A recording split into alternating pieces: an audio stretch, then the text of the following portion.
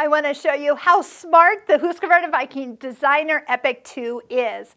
When we're talking about feed dogs, on most machines there is some lever or button you actually physically touch or slide to lower the feed dogs down for techniques like sewing on buttons or free motion quilting.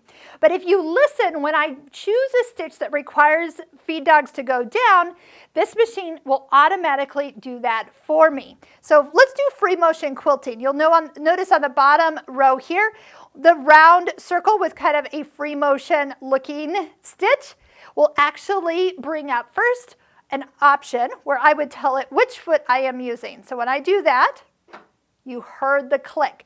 That click lowered the feed dogs, and we would then be ready to stitch when we put that exact foot on.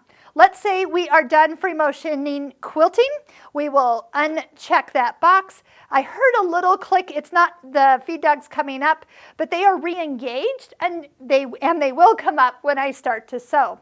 There's another stitch that I often use for sewing on buttons. Stitch number 58 in the A utility stitch menu.